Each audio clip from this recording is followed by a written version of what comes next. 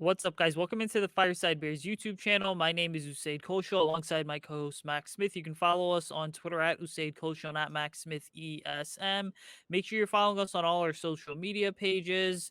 You've got the ticker down below, which tells you where you can follow them. Max, what's going on? We got about 9 or 10 days, I believe, until the 2022 NFL draft. I know the Bulls are in the playoffs and they lost on Sunday, which I'm pretty sure the ghost of Matt Nagy was in Milwaukee because that was a team that started off very slow and then got super desperate towards the end with the offense just not being able to do anything for the Bulls. But hey, the Bears are back at Hallis Hall, got some voluntary veteran mini camps going on. So we had a chance to hear from Justin Fields, Travis Gibson, Matt Eberflus today for the first time in a while. But how are you, man? I'm good. I'm pretty jacked up here. Chicago sports are on all cylinders at the moment, which is exciting. Sox are hitting pretty well. Fortunately, seems like a guaranteed rate, or sorry, Cleveland right now is a monsoon, so doubleheader be rescheduled. So if you're a Sox fan, there's that. If you're a Cubs fan, you're probably pleasantly surprised as to how the first few series have gone for the Northsiders. So pretty exciting stuff for Chicago sports. Of course, Bulls in the playoffs for the first time in what seems like forever. Whether or not you think we're going to do well is a different conversation. But yeah, there's a lot, and it's of course when we're talking about the Bears, there's a lot to look at. There's a lot to be happy, but because the draft is just a couple days away, we're not done talking about it. So much to the dismay of those of you who don't like the draft. Sorry, we're still talking about it. Today we have a pretty interesting video. We're not going to be breaking down any positionals. We're just going to kind of take like a high overall view. We're going to look about 3 reasons why the NFL draft this year in particular is incredibly important for the Chicago Bears. What exactly the Bears need to do to make sure that we come out of this on top, and what we hopefully don't see that makes us kind of fall flat on our face. Yeah, it's gonna be really interesting as this Sonic commercial plays here because I've got the NBA games on. For those of you that are regulars on our channel, I'm recording from a different location. But anyways, NBA games are on. So go Brooklyn Nets too. But anyway, I think, when you look at this NFL draft, there's something to really be said. And I posed this question on our weekly show last week with our friends Sam Stevenson and Joe Hurf. And I said, hey, would you rather have a first round pick in this year's draft? Or would you have 2 second round picks? And I think certainly there were mixed reactions to such a question because if it was a top 10 pick, then you would by all means want a first round pick. But it's two twos, and as Ryan Poles described it, it's just the hand that the Bears were dealt. Now, I do think one thing is that had the Bears had a first round pick this year, there is no doubt in my mind it would have been an offensive tackle or a wide receiver. It just unfortunately does not make sense to be picking in the top 10 of this year's draft for a team like the Bears and not add OT or wide receiver. Now, I think that a thing to understand here is that this draft is especially important as we get into reason one, is because there's so much depth across the draft here that it's ridiculous. You're getting guys who in another draft class would have been third or fourth round picks that are all of a sudden being talked about as fifth, sixth, seventh round guys. The depth is one thing, but there's such a direct correlation between the level of depth in this class as well as the experience because a lot of these players were guys that could have declared in 2021 for the draft, but opted to return simply because they felt as if whatever sample size they put out on tape was not adequate enough in an effort to kind of help their draft stock. And so when we talk about multi-year starters at positions like wide receiver, cornerback, offensive tackle, all of that matters. And this is the first time I feel as if a lot of these players from these lower tier D1 schools or D2 schools or even D3 schools, a lot of these small school prospects are garnering so much attention and hype. Part of it is because there's just so much access to information. If you're talented in this league, the scouts, the GMs, the college scouts, they will all find you. But I think a lot of it also has to do with the fact that the experience is what really sticks out, and teams are willing to take a chance on the level of upside that this year's class presents. Now, I want to say something as I wrap up here. This year's class is not as strong as 2020 or 2021, just in general.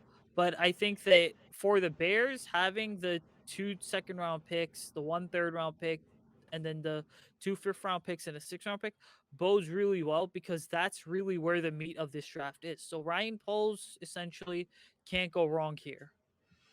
Yeah, and I mean, one of the easy, kind of slam dunks in this, three reasons the draft is important is one, it's our first opportunity to really take a look at what this new front office can do in regards to player scouting and development, right? Specifically out of college. We got our first, swing at the free agency, which was kind of a mixed bag, depending on who you ask. Uh, Ryan Poles did exactly what he said he was going to do, which was focus on the second and third tier free agent talents, just because of the cap situation that the Bears found themselves in, and also because of the current market. I think we saw right out of the gate the teams were willing to spend more than they should on specific positional players because of what the Bengals were able to do with just buying a basically Super Bowl roster and making it work. So some teams said, we're going to do that too. The Bears said, no, we're going to add through the draft. So they're trading Khalil Mack to bring in, again, more mid-round picks, which is the second. It's just another strategy. So we finally get to see what that's going to accumulate into, which is huge. So that's kind of like the really easy answer.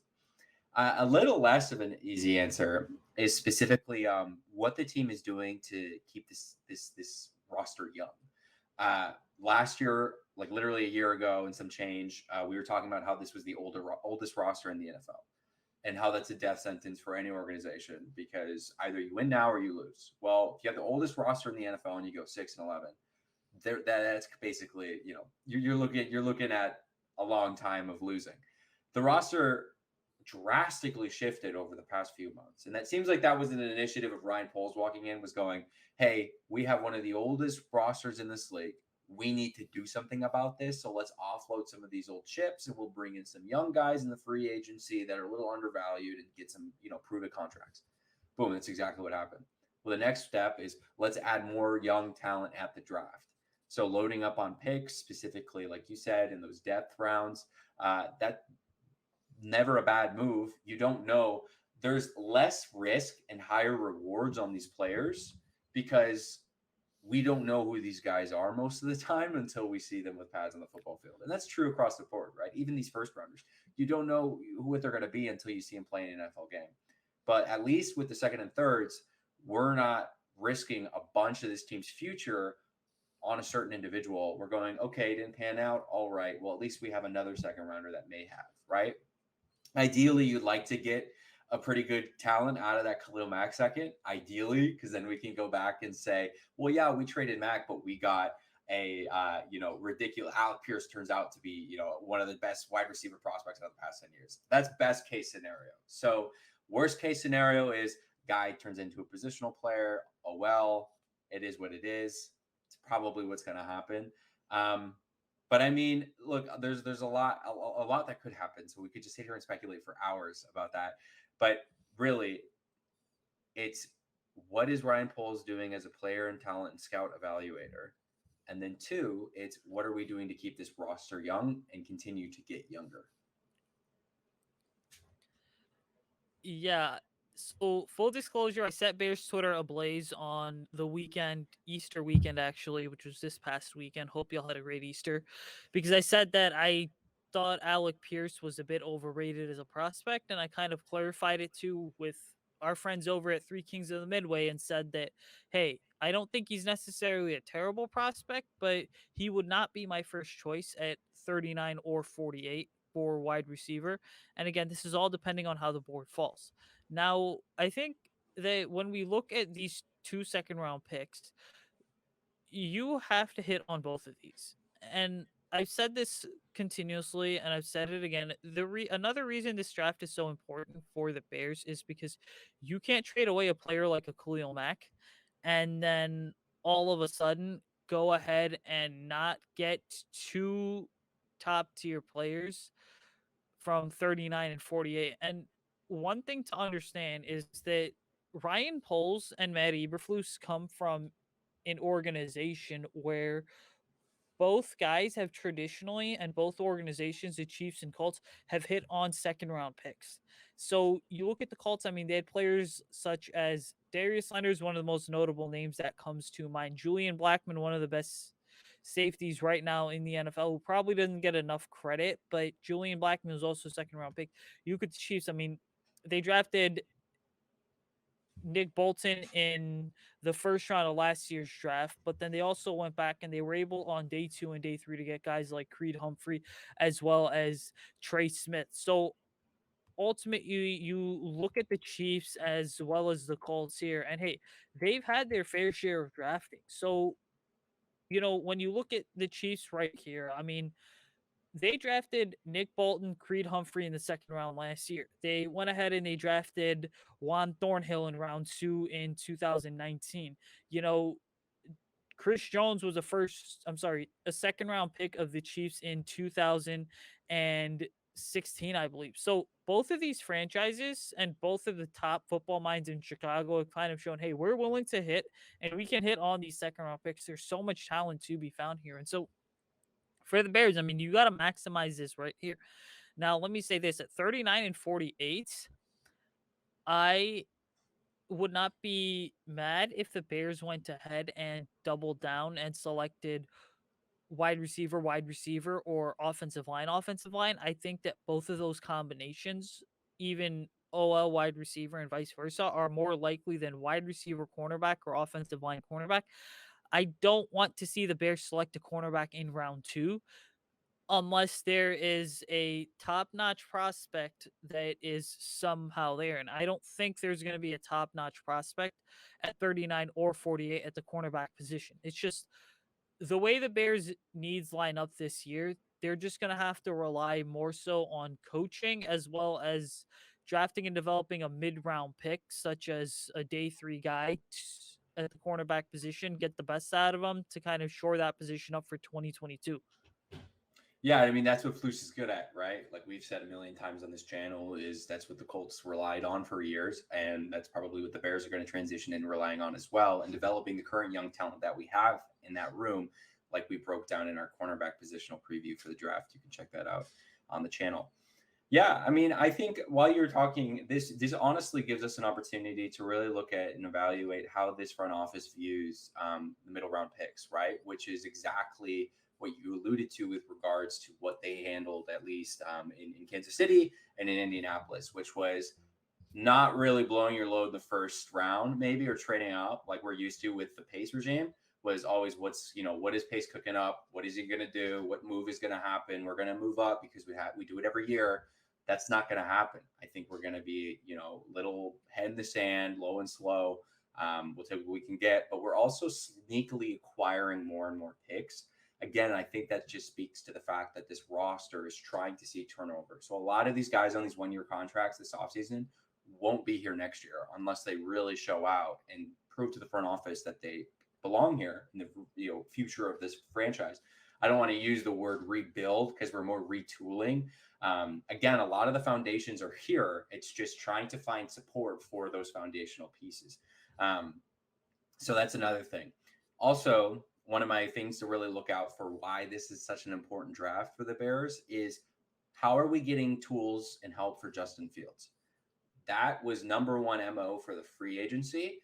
We saw a few pieces being added. Byron Pringle was a great signing. The more I think about it, the more I love it. I think it's one of the more underrated signings at free agency across the league. Honestly, this dude's primed for a breakout year. He's like 28, but he was in an incredibly crowded offense, but showed, pretty good sparks of brilliance and what he was able to contribute.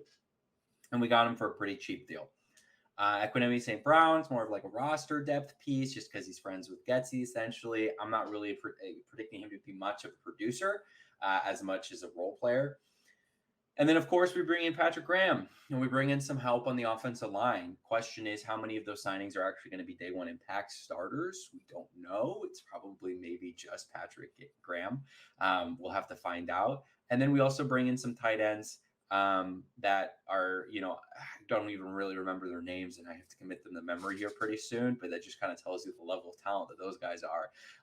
They're not really like home runners, showstoppers, but again, they were added to the roster for a reason. So that's really the big evaluator is and I've been saying this for weeks, is we are going to draft a wide receiver at 38. That is going to happen. I like I said, if it doesn't happen, you guys can like scream at me on Twitter, but it is going to happen. The first pick will be going to the wide receiver position, unless caveat, unless Zion Johnson is available at 38. Then they're going to pick Zion Johnson. But if he's not, then it's going to be a wide receiver at 38. And then it very much well could be a wide receiver at 49, but I think it's going to be an offensive lineman at 49. To your point, the cornerbacks depth, there's such a steep cliff where it's good, good, good, good, good. And then you're probably going to get up to like 35. And then it's just going to be the cliff of, diminishing returns. There's really no point to take a cornerback that early when you can safely get same caliber a guy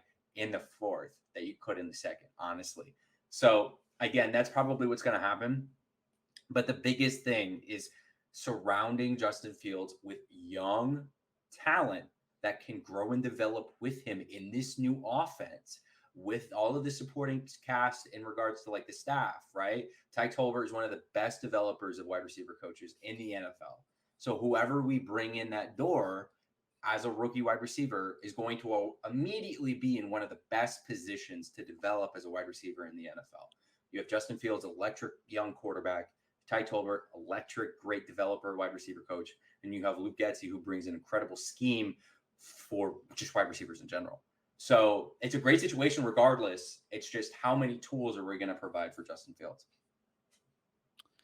Yeah, so the signings the Bears made, you kept saying Patrick Graham, by the way, who's the Raiders defensive coordinator now. Lucas It's actually Graham or Lucas Lucas Patrick. Patrick. Jeez Louise, tells you where I'm at. Mhm. My bad. And then the Bears, so the Bears added Ryan Griffin, tight end, who's been with the Jets as well as the Houston Texans. The Bears also added James O'Shaughnessy on Yeah. Monday. I think it was early Monday morning. The team tweeted out that they've signed James O'Shaughnessy He was to with a the 1 year Jags, deal. right?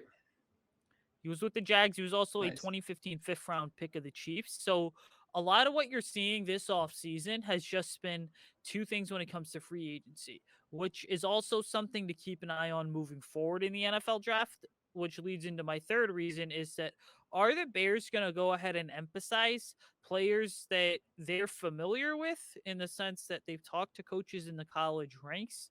As well as other talent evaluators in the college ranks between Poles, Eberflus, and Ian Cunningham to get more and additional intel on a player. Because remember, Ryan Pace did this all the time with the Georgia Bulldogs, is that he had his connections at Georgia, and they would seemingly go back there the first few years of the Pace era. I mean, the Bears drafted Leonard Floyd, Riley Ridley, Roquan Smith, Javon Whimsy, even all Georgia guys. Then you switch over and you look at Matt Nagy. I mean, he had his connections at Ohio State, which is the reason that Justin Fields is here right now. But also, Matt Nagy did have his connections with Delaware, which is why the Bears drafted Bilal Nichols in 2018, I believe, is a fifth round pick. So the point is that scheme fit, that familiarity, those two things could play a major role in next week's draft. Also, I think there's something that needs to be said is that when you talk about drafting a wide receiver at 39 and O line at 48, so wide receiver O line in the second round seems to be the consensus here from me and Max, guys, is that last year I had tweeted, I want to say 3 or 4 days. Well, I want to say really about 3, 4, 5 days before the NFL draft that the stars were aligning for the Bears to go ahead and draft Justin Fields.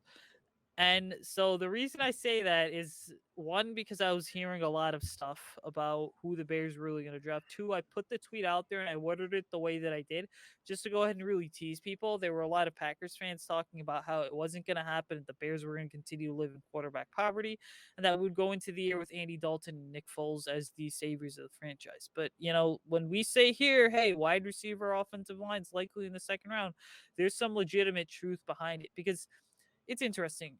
The Bears have kept who they're meeting with, especially at the wide receiver position, pretty quiet. Like the biggest name guy, the two biggest name guys that have broken have been Khalil Shakir from Boise State, as well as Traylon Burks from Arkansas, which that news broke Monday around 3:30 p.m. Eastern time that the Bears were bringing him in on a top 30 visit. And I would even say this: Traylon Burks is the only one that they've had bring in as a top 30 visit. So there's something clearly brewing here, and I would not be surprised that if in the background Ryan Poles is keeping things really behind closed doors, as well as the Bears PR department. Because as much as I love Brandon Faber and Ben Schmitz, guess what? The Bears still operate a very close. They're one of the most closed door organizations in the league. So I wouldn't be surprised to see the Bears doing their homework on a guy like a John Mechie, a George Pickens, even a player like a Jahan Dotson. There's just so many possibilities that exist right here. So back to my original point is that when we say wide receiver and offensive line, it's probably going to happen in round 2, just because when you look at the draft class in general, reading between the tea leaves here, wide receiver, offensive line are the 2 strongest positions in this class. They're right up there with edge rusher. Yeah, and Bears probably aren't going to draft an edge rusher really early because I guess why? There's maybe a hole there, but again, this new era, at least in regards to league analytics, suggests that wasting a really high round value pick on an edge rusher isn't going to get you wins, right?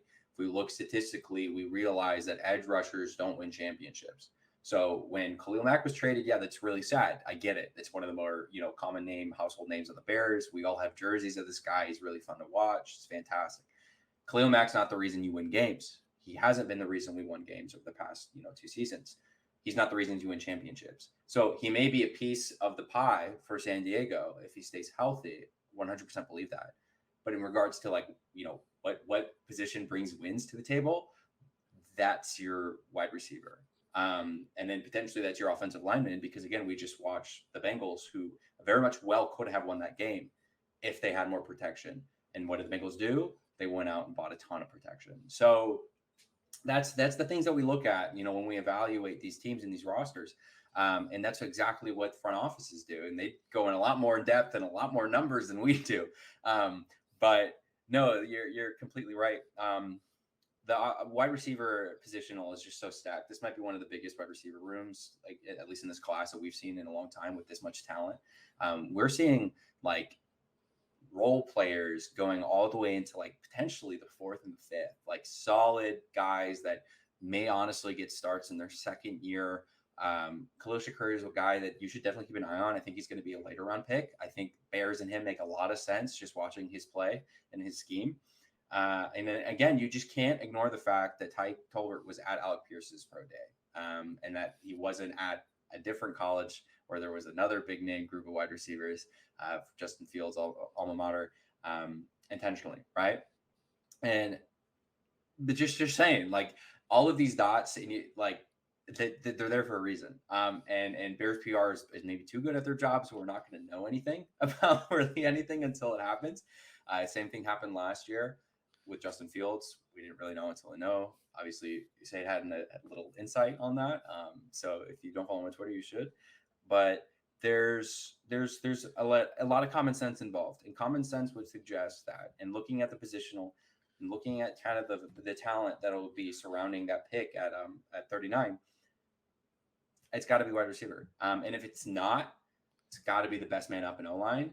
But there's kind of a steep cliff for O-line as well. Is that once you get past that first wave of guys, there's really no reason to waste an early pick on that, because you're going to get just the same caliber of player into the 3rd or the 4th. So logic would deduce that it should be a wide receiver, and best man up. Really, any of these guys are going to be day one contributors. Any of these guys are going to be able to fit into the scheme, and any of these guys are going to be able to help Justin Fields, which is maybe, honestly, you can put this up at number 1. The most important thing that you could possibly do in this draft is get help for Justin Fields. Yeah, I just want to say that, and I have the tweet screenshotted somewhere, so I'm going to tweet it on the 1-year anniversary that I tweeted it out. Smart. Actually, is that when you go ahead and you predict the draft pick that's going to define a generation in Chicago, and even more than a generation, because Justin Fields, I think, is going to alter the course of Bears history if he pans out. There is something to be said for how plugged in someone really is. But I think, look, today the Bears were back at Hallis Hall, as we begin to kind of wrap up here. And Max, I don't know if you caught some of the press conferences, but Travis Gibson had an opportunity to speak. He certainly sounded bittersweet when it came to the Khalil Mack trade. So this touches on your point regarding the edge rushers that yeah, there is a hole at the edge rusher position, but also Travis Gibson, so many people forget, is a natural fit in a 4-3 defense. When he was at the University of Tulsa, this is what he played. He was a 4-3 defensive end, and the Bears saw the raw athleticism that he had. They saw a player who had all the strength, all the intangibles needed, but needed basically a year to kind of go ahead and develop. And guess what? Quite frankly, Travis Gibson got put into the right situation because the Bears said, hey, we have Robert Quinn and Khalil Mack. We can afford to let this guy go ahead and develop. And you really saw what Travis Gibson was able to do. You know, Travis talked about how, hey, listen, Khalil Mack was my biggest mentor. I remember going to Bears camp, and one of the big things I saw was that when the players were kind of just doing some of their individual drills, you saw Gibson and Mack working out on the sideline together. So it really gives you an idea of just what Khalil Mack meant to Travis Gibson. And then Justin today was asked, and this is one of those where I think that there's a bit more speculation than a lot of people are willing to admit. But someone asked Justin today, I believe it was Pat Finley, who's one of the more respected reporters on the beat, just what are your thoughts on Chris Olave as a wide receiver prospect? And Justin gave the entire media a full on breakdown. Now, you don't ask that type of question, I think, unless you believe that there's a serious chance Chris Olave could be falling. And I quite frankly would not be surprised to see Chris Olave fall to round two. Now, unfortunately, the Bears' hands are a bit tied here because you have Green Bay that's got two late first rounders. You have Kansas City that I believe has two late first rounders. And so naturally, that kind of puts you in a situation where there might not be a guy like a Chris Olave available to the Bears in round two, but that doesn't mean that there's still enough talent there. Yeah, 100%. And there's a lot that we need to see over the next few days, specifically now that we're back at House Hall and there's press, and we're hearing things every day, which is fun. And how involved Flus is sitting down in some of the offensive meetings and getting his hand in the offensive line and tinkering around and seeing how that works and stuff. So that's pretty exciting. But also specifically on that defensive side of the ball in regards to the draft is, there's reports going around of a guy named Logan Hall out of Houston, who is literally a DeForest Buckner clone. And we all know that Eberflus's favorite player while he was in Indianapolis Colts DC was DeForest Buckner. Tall, fast, slender 3 tech that can just ruin a center's day because he's immediately on his back foot off the get and just able to get in between defenders and gnarly, swim move, gnarly rip move, whatever you want to call it.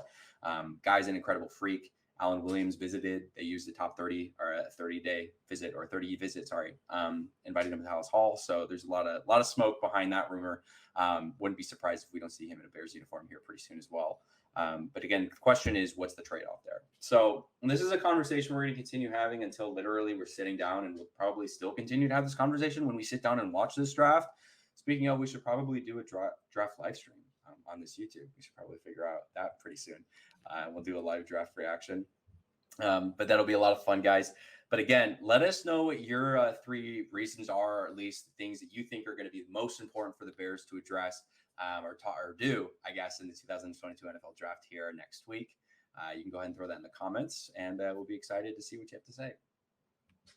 Absolutely, guys. And we've got so much coverage coming, so we're gonna have another video out this week. Next week, the week of the draft, we're gonna do just one video, but also keep an eye out for our weekly podcast show where we're just gonna be doing a mass NFL draft preview. We've got the Courtney Cronin interview that's been uploaded. She had some really good thoughts. Full disclosure, I know there was a comment about how she should not have used the Dwayne Haskins situation as a comparison. The video and the interview were recorded before the tragic death of Dwayne Haskins. I just want to go ahead and clarify that because people had a couple questions. But before we get out of here, guys, make sure you're following myself and Max on Twitter at Usayd Koshan, at Max Smith ESM. Follow us on all our social media platforms. Be sure to leave a thumbs up, comment below, like the video, guys. Subscribe to the channel. we will certainly have a live stream of the NFL draft on Friday night where we're just going to be breaking down some of the picks. So be sure to check that out. And then we might even do a late night live stream after the third round is over on Friday night, just detailing really quick instant reactions to the second round. We'll see how tired Max and I are. But until then, guys, bear down. Have a great rest of your week. We'll see y'all in a couple days here.